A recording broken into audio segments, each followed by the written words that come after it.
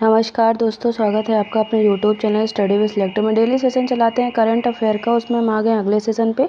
आज जो हमारा सेशन होगा वो होगा 16 अगस्त का सेशन। हमारा डेली का सेशन होता है, उसमें हम आपको जो करंट के ऑब्जेक्टिव टाइप के क्वेश्चन होते हैं वो करवाते हैं। एक क्वेश्चन लास्ट वीडियो में आपसे पूछते हैं, उसका आंसर देते हैं। एक क्वेश्चन डेली आपसे पूछते हैं, जिसका आंसर आपको हमें कमेंट बॉक्स में देना होता है। डेली का सेशन होता है। आज जो नया सेशन होगा हमारा वो होगा 16 अगस्त का सेशन। तो आज का सेशन शुरू करने से पहले आप लोगों से अपील है, आपने अभी तक हमारे चैनल स्टडी विद सिलेक्टर को सब्सक्राइब नहीं किया तो प्लीज़ सब्सक्राइब कर लें। बेल आइकन जरूर प्रेस करें, सबसे पहले हमारे वीडियो का नोटिफिकेशन आप तक पहुंचता रहे। आपको हमारा वीडियो पसंद आए वीडियो को लाइक करें, दोस्तों तक जरूर शेयर करें। चलिए शुरू करते हैं आज का सेशन। देखते हैं पहला क्वेश्चन क्या कह रहा है। हाल ही में विभाजन विभीषिका स्मृति दिवस कब मनाया गया। हाल ही में विभाजन विभीषिका स्मृति दिवस कब मनाया गया है। तो हमारा करेक्ट आंसर क्या हो जाएगा, ऑप्शन ए हो जाएगा। अभी हाल ही में 14 अगस्त को विभाजन विभीषिका दिवस मनाया गया है। तो करेक्ट आंसर हमारा ऑप्शन ए हो जाएगा। बात करें तो साल 2021 में प्रधानमंत्री नरेंद्र मोदी ने घोषणा की थी कि 14 अगस्त को भारत में विभाजन विभीषिका स्मृति दिवस के रूप में मनाया जाएगा। 1947 में ब्रिटिश औपनिवेशिक शासन द्वारा भारत के विभाजन के बाद पाकिस्तान को एक मुस्लिम देश के रूप में बनाया गया था और बड़े पैमाने पर जो है दंगे हुए थे, जिससे काफ़ी लोग विस्थापित हुए थे और उनमें से कई लाख लोग हैं जिन्होंने अपनी जान तक गंवा दी थी।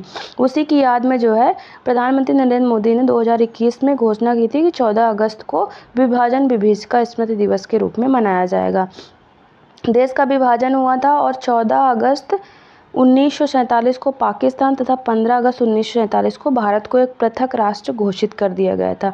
इस विभाजन ने न केवल भारतीय उपमहाद्वीप को दो टुकड़े किए थे, बल्कि बंगाल का भी विभाजन किया था और बंगाल के पूर्वी हिस्से को भारत से अलग करके पूर्वी पाकिस्तान बना दिया गया था, जो 1971 के युद्ध के बाद बांग्लादेश बना। तो भारत को इधर काट के पश्चिम में बना दिया गया था, पश्चिमी पाकिस्तान, और इधर बंगाल को के जो पूर्वी हिस्से थे उनको काट के पूर्वी पाकिस्तान बना दिया गया था, जिसको 1971 में जो बांग्लादेश का युद्ध हुआ था उसमें बांग्लादेश फिर स्वतंत्र हुआ था। अगला क्वेश्चन देखने से पहले देख लेते हैं, कुछ रिवाइज कर लेते हैं। अगस्त के कुछ दिवस हैं, जैसे विश्व हाथी दिवस 12 अगस्त को मनाया जाता है। अंतर्राष्ट्रीय युवा दिवस भी 12 अगस्त को मनाया जाता है। राष्ट्रीय शेर दिवस 10 अगस्त को। विश्व जैव ईंधन दिवस 10 अगस्त को मनाया जाता है। राष्ट्रीय हथकरघा दिवस 7 अगस्त को।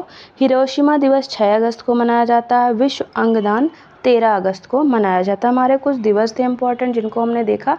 आगे देखते हैं, अगला क्वेश्चन कह रहा है, हाल ही में पीएम नरेंद्र मोदी द्वारा लॉन्च की गई कल्पा सुवर्णा और कल्पा शताब्दी किस्मों का संबंध किससे है। जो पीएम नरेंद्र मोदी के द्वारा लॉन्च की गई हैं कल्पा सुवर्णा और कल्पा शताब्दी, वो किस्म किससे संबंधित है। तो करेक्ट आंसर ऑप्शन ए हो जाएगा।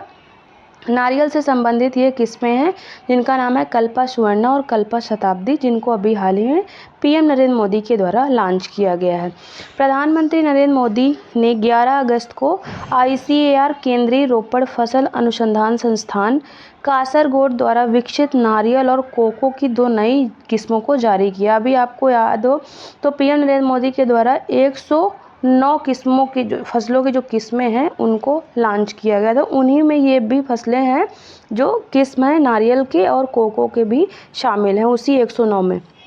जारी की जाने वाली किस्मों में नारियल की किस्में कल्पा सुवर्णा और कल्पा शताब्दी तथा 2 कोको किस्में VTL CH1 और VTL CH2 शामिल है।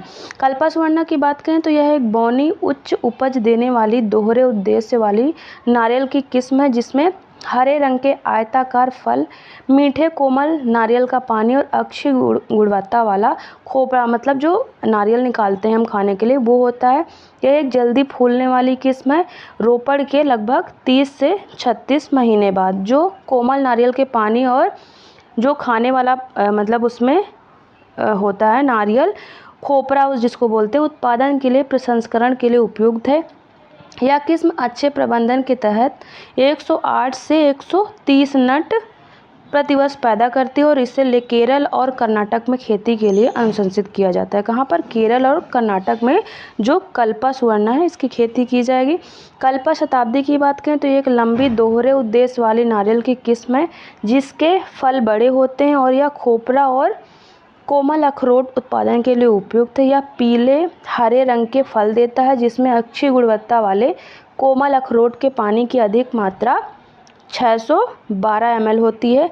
इसमें उच्च खोपड़ा सामग्री 273 ग्राम होती है। यह किस्म अक्षय प्रबंधन के लिए 105 से 148 नट जो है प्रतिवर्ष पैदा करती है और यह केरल, कर्नाटक और तमिलनाडु में खेती के लिए उपयुक्त है। जो कल्पा शताब्दी उसकी खेती केरल, कर्नाटक और तमिलनाडु में की जा सकती है, जबकि जो कल्पा सुवर्णा है वो केरल और कर्नाटक में खेती के लिए उपयुक्त मानी गई है।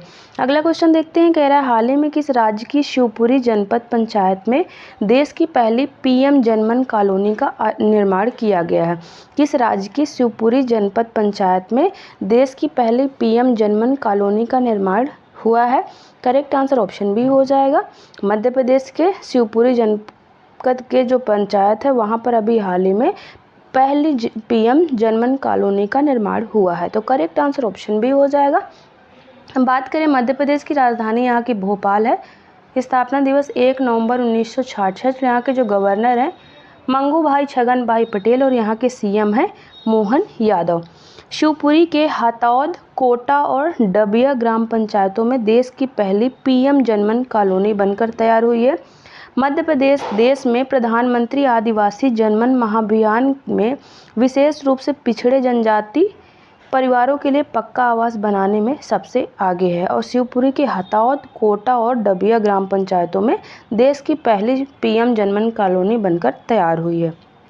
अगला क्वेश्चन कह रहा है हाल ही में किस हाईकोर्ट ने मंदिर में मूर्ति को जीवित व्यक्ति के रूप में मान्यता दी है?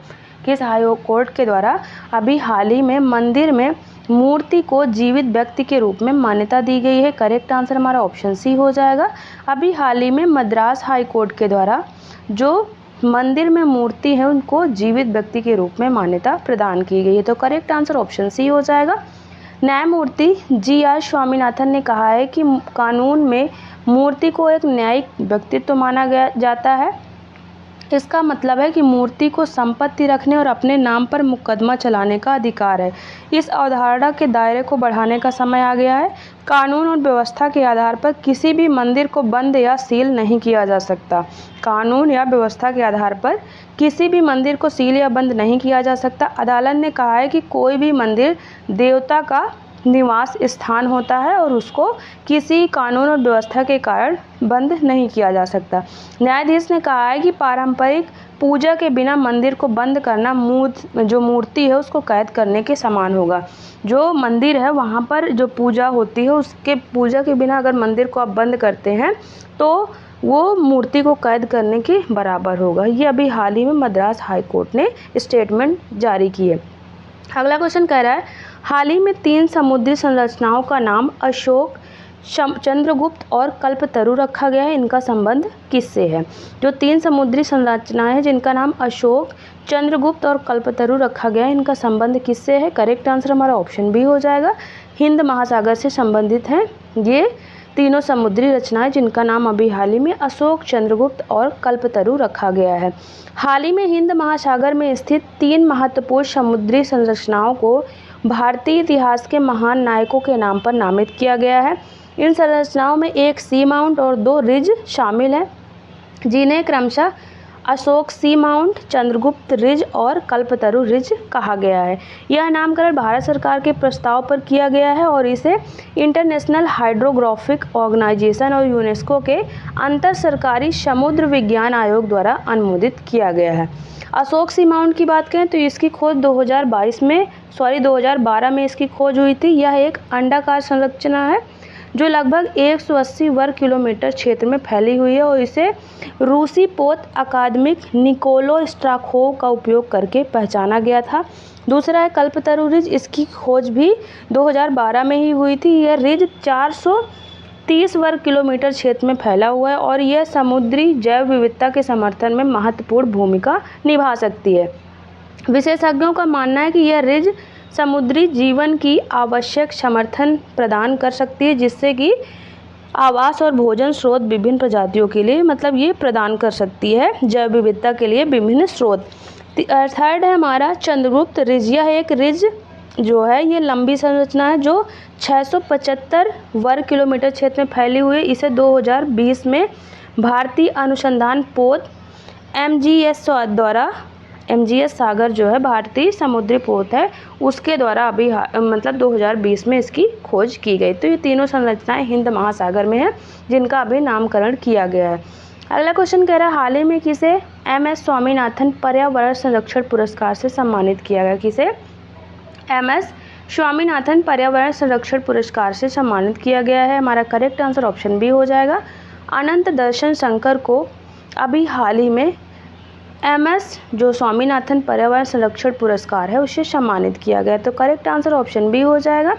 भारतीय आयुर्वेद और एकीकृत चिकित्सा संस्थान के अध्यक्ष अनंत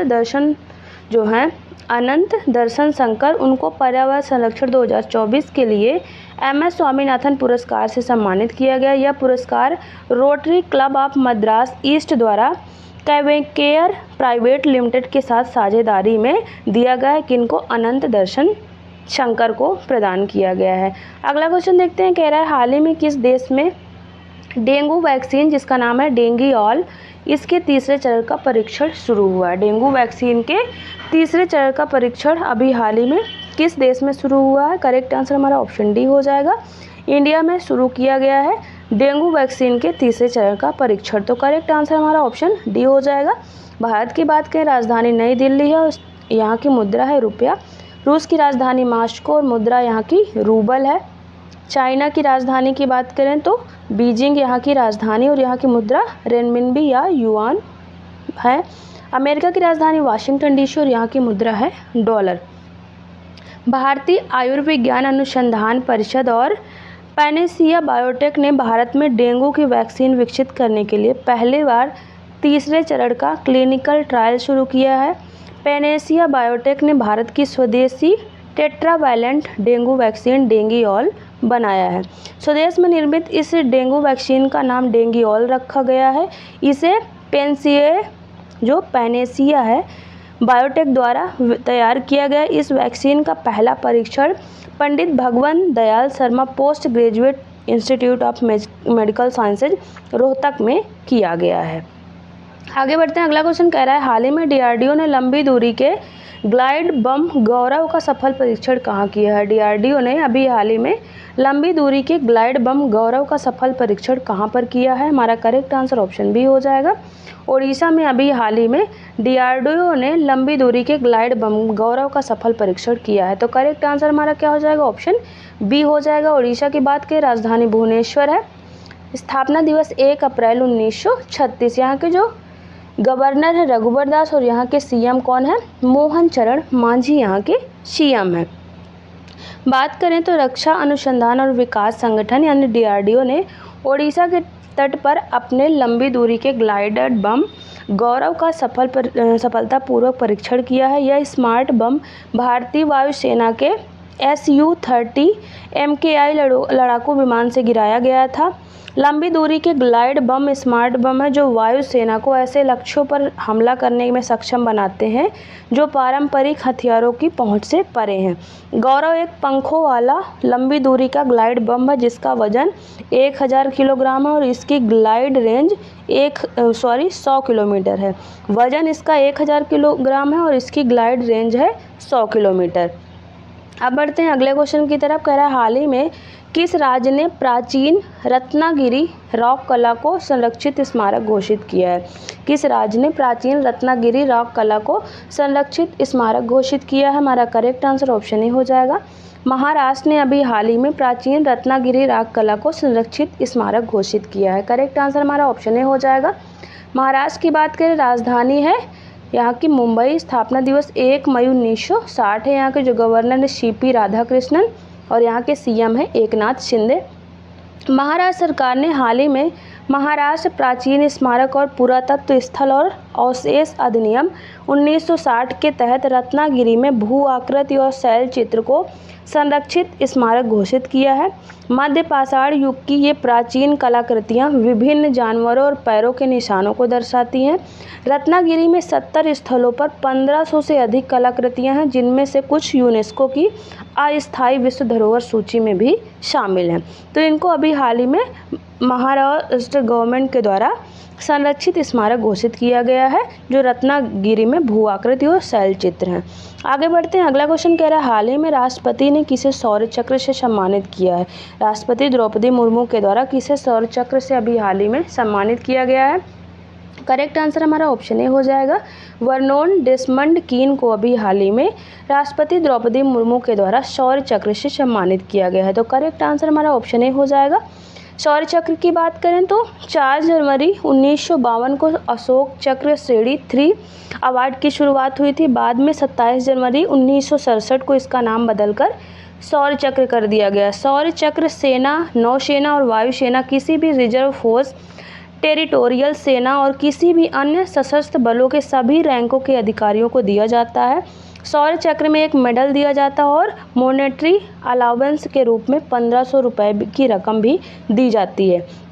असाधारण वीरता और साहस के अपने कार्य के लिए विंग कमांडर वर्नोन डेसमंड कीन वीएम को शौर्य चक्र से अभी हाल ही में सम्मानित किया गया। बात करें तो स्वतंत्रता दिवस की पूर्व संध्या यानी 14 अगस्त को राष्ट्रपति द्रौपदी मुर्मू ने सशस्त्र बलों और केंद्रीय सशस्त्र पुलिस बलों के कर्मियों के लिए कुल 103 वीरता पुरस्कारों को मंजूरी दी है, जिसमें से 4 कीर्ति चक्र के अलावा वीरता पुरस्कारों में 4 कीर्ति चक्र हैं। उसके बाद 18 शौर्य चक्र हैं, जिसमें 4 हैं मरणोपरांत, 1 बार 2 सेना मेडल है, 33 सेना मेडल, 63 सेना मेडल है, 11 नौ सेना मेडल है और 6 वायु सेना मेडल इसमें शामिल है। तो जो 33 पूरे टोटल मिला के अभी हाल ही में राष्ट्रपति द्रौपदी मुर्मू के द्वारा 103 वीरता पुरस्कारों की घोषणा की गई है, जिसमें से 4 कीर्ति चक्र हैं, 18 शौर्य चक्र हैं, बाकी और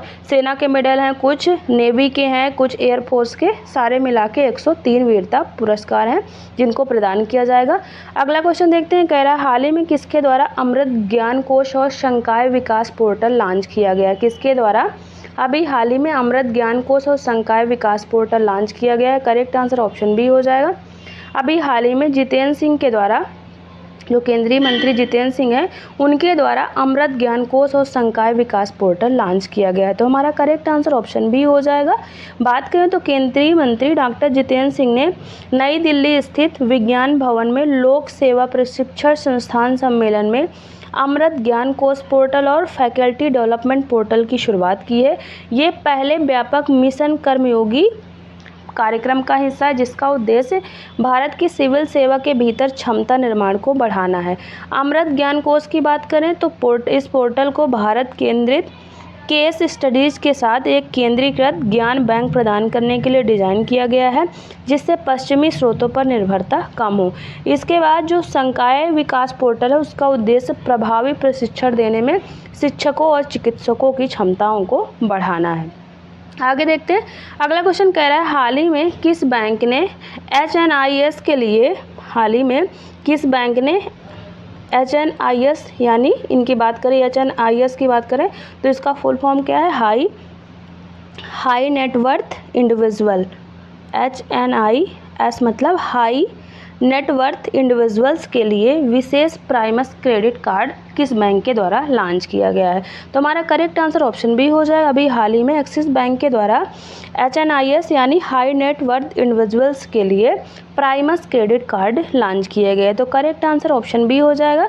बात करें तो एक्सिस बैंक ने वीज़ा के साथ मिलकर प्राइमस क्रेडिट कार्ड लॉन्च किया है, जो एक नया अल्ट्रा प्रीमियर ऑफर है, जिससे खास तौर पर उच्च निवल मूल्य वाले व्यक्तियों के लिए डिज़ाइन किया गया है। यह केवल आमंत्रण आधारित कार्ड भारत के अभिजात वर्ग की समझदार ज़रूरतों के अनुरूप असाधारण लाभ और विशेषाधिकार प्रदान करता है और 5 लाख रुपए की ज्वाइनिंग फीस के साथ आता है, जो कार्ड की विशिष्टता को दर्शाता है। तो ये जो हाई नेटवर्थ वाले लोग हैं, उनको लिए अभी हाल ही में स्पेशली एक्सिस बैंक ने वीज़ा के साथ मिलकर प्राइमस क्रेडिट कार्ड लॉन्च किया है।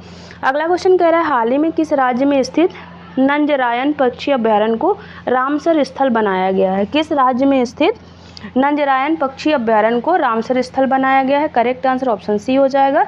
नंजरायन जो पक्षी अभयारण्य है वो तमिलनाडु में स्थित है, जिसको अभी हाल ही में रामसर स्थल बनाया गया है। तमिलनाडु की बात करें तो राजधानी यहाँ की चेन्नई है। स्थापना दिवस है 26 जनवरी 1950। यहाँ के जो गवर्नर है RN रवि और यहाँ के CM है MK स्टालिन। केंद्र सरकार ने 14 अगस्त 2024 को 3 नए आर्द्र भूमियों को रामसर स्थल घोषित किया है।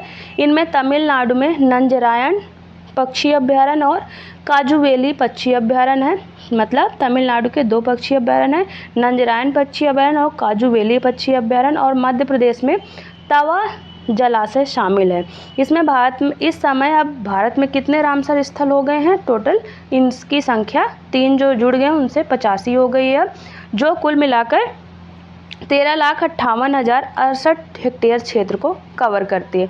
इन स्थलों की पहचान अंतर्राष्ट्रीय महत्व के वेटलैंड पर कन्वेंशन के तहत की गई थी, खास तौर पर जल पक्षी आवास के रूप में, जिस पर 1971 में ईरान के रामसर में हस्ताक्षर किए गए थे। भारत 1981 में वेटलैंड पर कन्वेंशन या रामसर कन्वेंशन में शामिल हुआ था। भारत कब शामिल हुआ था? 1981 में इसमें शामिल हुआ था। आगे बढ़ते हैं। अगला क्वेश्चन कह रहा है, हाल ही में संयुक्त राष्ट्र में भारत के राजदूत के रूप में किसे नियुक्त किया गया? संयुक्त राष्ट्र में भारत के राजदूत के रूप में किसे नियुक्त किया गया है? करेक्ट आंसर हमारा ऑप्शन बी हो जाएगा। अभी हाल ही में P हरीश को भारत के राजदूत के रूप में UN में भारत के राजदूत के रूप में नियुक्त किया गया है। तो करेक्ट आंसर हमारा ऑप्शन बी हो जाएगा, P हरीश। बात करें तो विदेश मंत्रालय ने घोषणा की है कि वर्तमान में जर्मनी में भारतीय राजदूत के रूप में कार्यरत हैं पार्थनेनी हरीश यानी P हरीश को न्यूयॉर्क में संयुक्त राष्ट्र में भारत के अगले स्थायी प्रतिनिधि के रूप में नामित किया गया है। यह वरिष्ठ राजनयिक रुचिरा कंबोज के लगभग 4 दशकों के शानदार करियर के बाद जून में पद से सेवानिवृत्त होने के बाद आया है। मतलब जो रुचिरा कंबोज थी वो UN में भारत की प्रतिनिधि थी, जिनका जो अभी हाल ही में जून में सेवानिवृत्त हुई हैं। उसके बाद से अब P हरीश को नियुक्त किया गया है UN में। अब भारत का अगला स्थायी प्रतिनिधित्व उनको दिया गया है। राजदूत P हरीश जो है वो वर्तमान में 6 नवंबर 2021 से जर्मनी के संघीय गणराज्य में भारत के राजदूत के रूप में कार्यरत है। मतलब जो P हरीश हैं वो वर्तमान में 2021 से जर्मनी में भारत के राजदूत के रूप में नियुक्त हैं और उनको अब UN में भारत का स्थायी प्रतिनिधित्व दिया गया है। अगला क्वेश्चन कह रहा है, हाल ही में प्रवर्तन निदेशालय के नए निदेशक कौन बने हैं? हमारा करेक्ट आंसर ऑप्शन बी हो जाएगा, प्रवर्तन निदेशालय यानी ED। अभी हाल ही में ED के नए निदेशक कौन बने हैं? हमारा करेक्ट आंसर ऑप्शन बी हो जाएगा, राहुल नवीन अभी हाल ही में ED के नए डायरेक्टर बन गए हैं। 1993 बैच के IRS अधिकारी राहुल नवीन को प्रवर्तन निदेशालय यानी ED का नया डायरेक्टर बनाया गया है। इससे पहले उन्हें ED का कार्यकारी डायरेक्टर बनाया गया था। ED के डायरेक्टर पद पर राहुल नवीन की नियुक्ति कार्यभार संभालने की तारीख से 2 साल तक के लिए रहेगी। 2 साल तक के लिए उनको इस पद पर नियुक्त किया गया है। इस तरह जो हमारे ऑब्जेक्टिव टाइप के क्वेश्चन होते हैं वो ख़त्म होते हैं और एक क्वेश्चन डेली आपसे पूछते हैं जिसका आंसर आपको हमें कमेंट बॉक्स में देना होता है। क्वेश्चन कह रहा है, हाल ही में भारत का पहला मीथेन खाने वाला बैक्टीरिया मेथेनोट्रोप्स कहाँ पर खोजा गया है? Option A Assam, option B Maharashtra, option C Bihar, option D Kerala. तो इसका आंसर आप हमें कमेंट बॉक्स में जरूर दें। अब एक क्वेश्चन जो लास्ट वीडियो में आपसे पूछे थे उसका आंसर देख रहे थे। क्वेश्चन कह रहा है, हाल ही में भारत और किस देश ने मुनाल उपग्रह के प्रक्षेपण के लिए समझौता किया है? तो करेक्ट आंसर हमारा नेपाल हो जाएगा। भारत और नेपाल ने अभी हाल ही में मुनाल उपग्रह के प्रक्षेपण के लिए समझौता किया है। इस तरह जो हमारा डेली का सेशन होता है ख़त्म होता है। डिस्क्रिप्शन में हमारे टेलीग्राम चैनल का लिंक दिया है, वहाँ से आप हमारे टेलीग्राम चैनल को जरूर ज्वाइन करें। वहाँ पर हम डेली सेशन चलाते हैं, उसकी PDF आपको एकदम फ्री में अवेलेबल रहेगी। साथ में सारे क्वेश्चन के आंसर रहते हैं जिससे आपको रिवीजन में आसानी होगी। तो आप हमारे टेलीग्राम चैनल को जरूर ज्वाइन करें। जाने से पहले आप लोगों से अपील है, यदि आपने अभी तक हमारे चैनल स्टडी विद सेक्टर को सब्सक्राइब नहीं किया तो प्लीज़ सब्सक्राइब कर ले, बेल आइकन जरूर प्रेस करें, सबसे पहले हमारी वीडियो का नोटिफिकेशन आप तक पहुंचता रहे। आपको हमारा वीडियो पसंद आए तो वीडियो को लाइक करें, दोस्तों तक जरूर शेयर करें। चलिए मिलते हैं आपसे नेक्स्ट वीडियो में, तब तक के लिए थैंक यू।